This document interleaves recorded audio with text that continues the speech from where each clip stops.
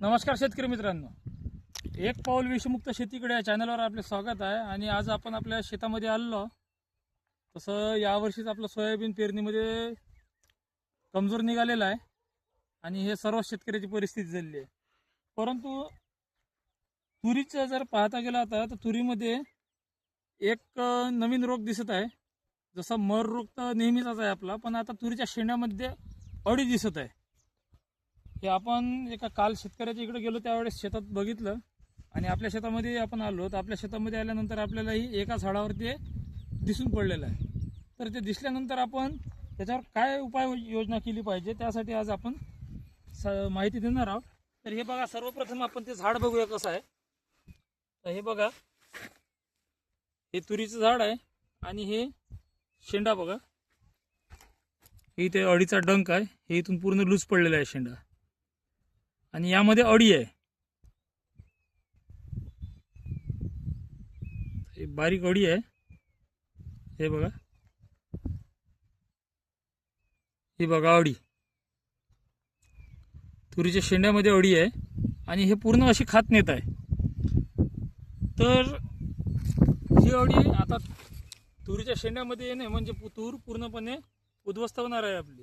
तर त्यासाठी आपण काही उपाययोजना केल्या पाहिजे. तसंच हे पांढऱ्या बुरशीचं सुद्धा प्रमाण आपल्याला दिसत आहे. आता आपल्या शेतामध्ये पांढऱ्या बुरशीचं प्रमाण नाही, पण काही शेतकऱ्याच्या इकडे गेल्यानंतर आपल्याला दिसत आहे की पांढरी बुरशी सुद्धा जमिनीमध्ये अटॅक करत आहे पिकावर आणि तूर पूर्णपणे मुळा सडून पूर्णपणे मरवत आहे. तर यावर उपाययोजना अशी आहे की आपण पहिल्या फवारणीमध्ये किंवा ड्रिंचिंगमध्ये फवारणीमध्ये आपण दशपर्णी अर्क, निंबोळी अर्क याचा वापर केला पाहिजे. निंबोळी अर्काचा जेवढा जास्त वापर करता येईल तेवढा उत्तम. आणि निंबोळी अर्काचा वापर करून त्यानंतर मग आपल्याला तुरीला दशपर्णी, आपल्या दशपर्णीचाही स्प्रे आपल्याला घ्यायचा आहे. सोबतच अंडा संजीवकाचा सुद्धा स्प्रे घ्यायचा आहे. म्हणजेच आपले जे शेंडे मर आहे किंवा तुरीवर बुरशी आहे हे बघा, हे असे पूर्ण पानं सुकत चाललेले आहे. या तीन याचा आपल्याला स्प्रे घ्यायचा आहे. तसंच ड्रिंचिंगमध्ये आपल्याला trichoderma, metarhizium, beauveria, rhizobium, PSB, KSB या सर्व याचा वापर करायचा आहे. आणि जमिनीमधून जे शत्रुबुरशी आहे त्या शत्रुबुरशीचा नायनाट करण्यासाठी आपल्याला ट्रायकोडर्मा सर्वात उत्तम आहे. तर हे बघा, हे दुसरा सुद्धा आपल्याला दाखवतो.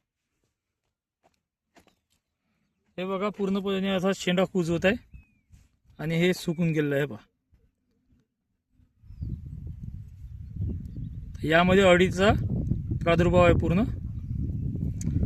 अशा प्रकारे आपल्याला, तसंच तुरीच्या खत व्यवस्थापनामध्ये आपण गांडूळ खतासोबत जर निंबोळी पेंड मिक्स करून जर दिला गेला तर आपला मर रोग हा नियंत्रणात येऊ शकतो. आणि गांडूळ खतामध्ये आपण ट्रायकोडर्मा सुद्धा मिक्स करून आपण देऊ शकतो. परंतु पाऊस पडल्याशिवाय आपण हे ड्रिंचिंग करू शकणार नाही. तर त्यासाठी आपण कमीत कमी आता दशपर्णी अर्का, निंबोळी अर्काचा तरी आपण वापर केला पाहिजे आणि आपल्या या शेंडा मर रोगावर आपण नियंत्रण मिळवलं पाहिजे.